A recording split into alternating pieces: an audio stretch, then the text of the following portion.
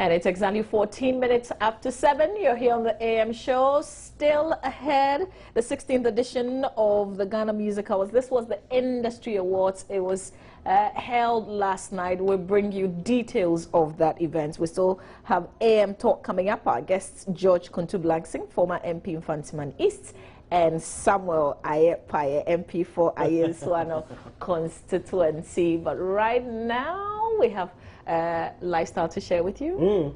And we know that there's a lot more recreation that is undertaken by various groups, but also the interest of other people is critical. And for many of you, you're interested in theater, and Ghana's leading theater company, Roverman Productions, got off to a good start with their first quarter play, The Smartest Man Alive.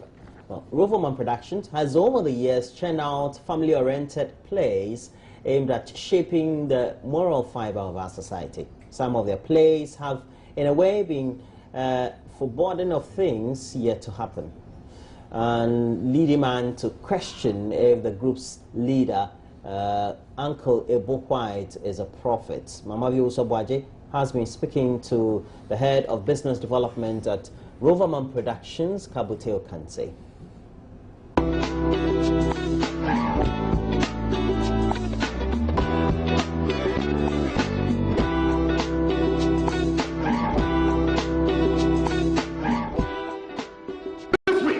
Has been a cataclysmic upheaval of galactic proportions for the People's Party.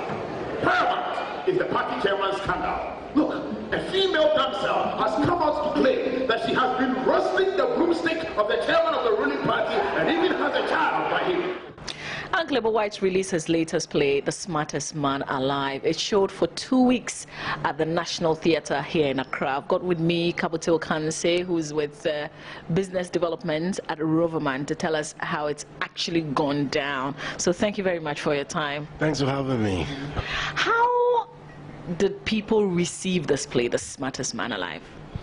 Well, it's been an interesting mix of reactions. The premiere was awesome. The first weekend was tricky because I think The Smartest Man Alive is quite different from most of the plays we've done, you know, in terms of the scope and the area of focus, and even the play itself, the characters and the things that they symbolized.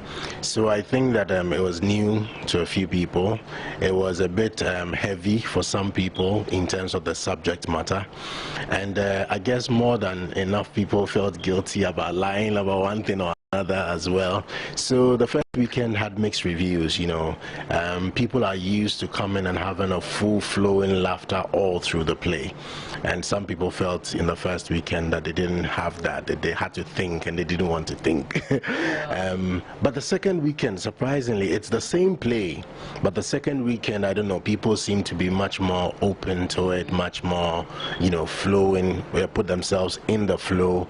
It was awesome. We had a sold out show yesterday, and we had the unfortunate burden of having to still turn people away. Oh, you turned down people because the place was full? Because the place was simply full. We couldn't, and it's always a pain to do that, but well, we've got to be respectful to the National Theatre and to our guests as well, so we don't have to keep anybody standing. But I mean, yesterday, this weekend, the last weekend was awesome. Yeah. So what happens to people who have tickets who have not been able to see the play? No. Anyone who had tickets got in. It is if you came to the National Theatre without a ticket and you wanted to buy, then you couldn't buy a ticket. But anyone who bought advance tickets had a seat for themselves. So that's why we keep telling people that guarantee your seat by buying an advance ticket, then it makes life very easy for you. Yeah. Okay, so what happens? Would we have another show this weekend? Is one plan for the future anytime soon? Well, I wish we had foreseen this. Then we could have made arrangements even to have a show today, because today is Easter Monday, it's a holiday, so it would have been fine, but we didn't make that arrangement. It's not guaranteed as of yet, but it's possible. It's possible. The same thing came up during Women on Fire. So let's see. Our schedule is a bit heavy because we're going Sunyani and Kumasi on the 1st, 2nd, and 3rd of May. Oh, with this play? Yes. No, with Women on Fire. Okay. Yes, so it means that we're essentially just diving straight into preparing for that one. So in the next month, I'm not too sure, but let's see what happens before the next quarter. Yeah. So what has, because you said this play, the first week got a mixed review. What is the message that this has sent or is sending to Uncle White? Are we going to see a lot more of these plays?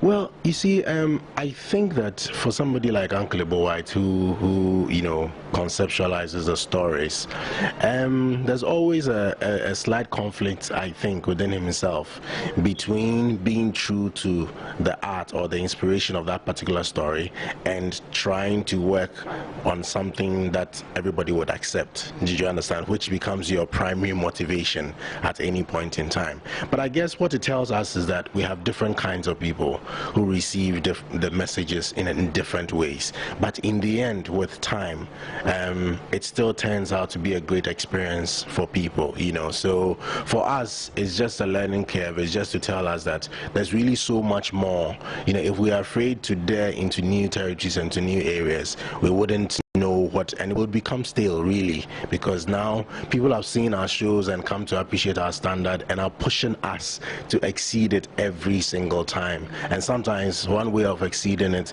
is to go completely off what anybody would expect you in a particular season. So yeah. So did you use two different set of actors on this particular one? Because somebody told me for yesterday's play, for instance, the person saw the same people for 4 and 8. Yeah. Well, usually most of the roles that we have in our plays have double casts, sometimes even multiple casts.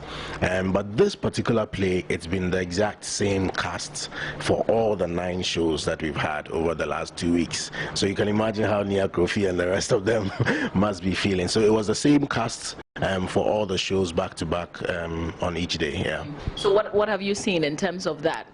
Did they improve over the period with each play? Absolutely, and I think that is part of why the review or the reaction on the second weekend was maybe different from the first weekend, because we like to say to ourselves that theater and playing a role is like fine wine. You know, it matures with time, and so I think that having played it on the first weekend and then having had the opportunity of a few days to think through it and get more into their characters, the second weekend had a bit more maturity to the acting and to the characterization, and I think it told for the audience as well. Yeah. All right, I want to say thank you really for your time. We wish you the very best. When is The Smartest Man Alive going to the other regions? Thank you very much. Well, hopefully soon. Hopefully soon. We're not too sure what play will be going back on the second round of the road show, but let's finish the first round with Women on Fire.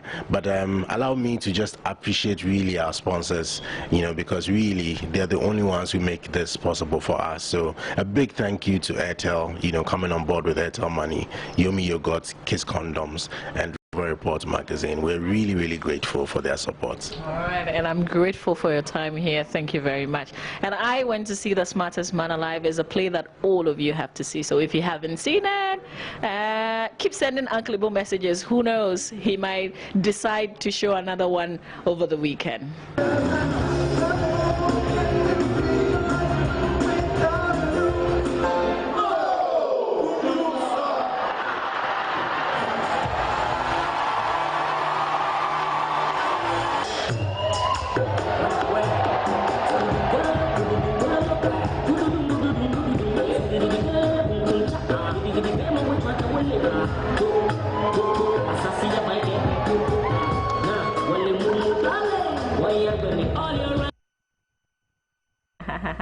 I want to see it again. Smartest Man Alive. Yeah. I think I've been cast for one of the plays in July.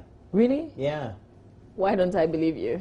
Well, because you don't know. You're a con boy. What kind of con?